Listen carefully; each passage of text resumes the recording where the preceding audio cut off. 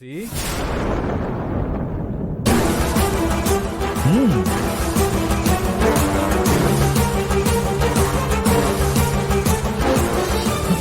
Hey, எதுக்கு excite ஆகுற? ஏற்கனவே நம்ம எக்ஸ்பெக்ட் பண்ண விஷயம் தானே. அப்புறம் இது வந்து ஓபன் செலக்ஷன் கிடையாது, ஓகேவா?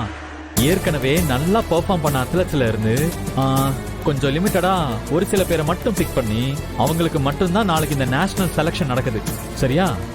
அதுல உன் பேர் இருக்குன்னு நினைக்கும் போது எனக்கு ரொம்ப சந்தோஷமாவும் பெருமையாவும் இருக்கு. கடவுளே, அனன்யா கல்யாணத்தை சாக்கா வச்சுதான் இவ்வளவு நாள் எஸ்கேப் ஆயிட்டு இருந்தேன். அப்படியே இதை மறந்துடுவாருன்னு பார்த்தா இப்ப மறுபடியும் நேஷனல் செலக்ஷன் வந்து நிக்கிறாரே. இப்ப நான் என்ன பண்றது? என்ன அன்பரசி, இந்த நியூஸ கேட்டதும் சந்தோஷமா துள்ளி குதிப்பேன்னு பார்த்தா அமைதியா நிக்கிற? இல்ல சார், நீங்க திடீர்னு வந்து சொன்னதும் எனக்கு எப்படி ரியாக்ட் பண்றதுன்னு தெரியல. இதுல என்ன இருக்கு, சந்தோஷமான விஷயம் தானே. நீ நாளைக்கு கிரவுண்ட்ல ஓட போற, எனக்கு அந்த நம்பிக்கை இருக்கு. கண்டிப்பா நீ இதுல செலக்ட் ஆயிடுவ. அப்புறம் நீ எதுக்கும் கவலைப்படாத. உனக்கு பிசிக்கலா தேவைப்படுற எல்லா ப்ரிப்பரேஷன்ஸையும் நான் பாத்துக்கிறேன், ஓகேவா? நீ வேற எதை பத்தியும் யோசிக்காம நாளைக்கு காம்படிஷனுக்கு மென்டலி ப்ரிப்பேர் ஆயிடு, ஓகே? ஆமா, உன்னோட அந்த ஸ்போர்ட்ஸ் பேக் எங்க இருக்கு? இங்க இங்கதானே இருந்துச்சு.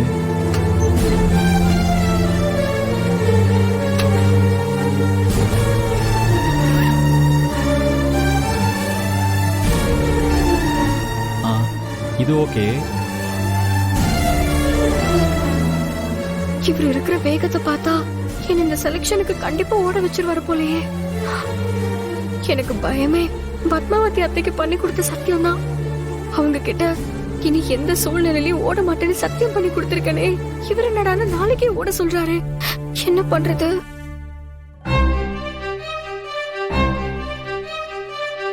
பாத்தியா, இதெல்லாம் ரொம்ப பழசு.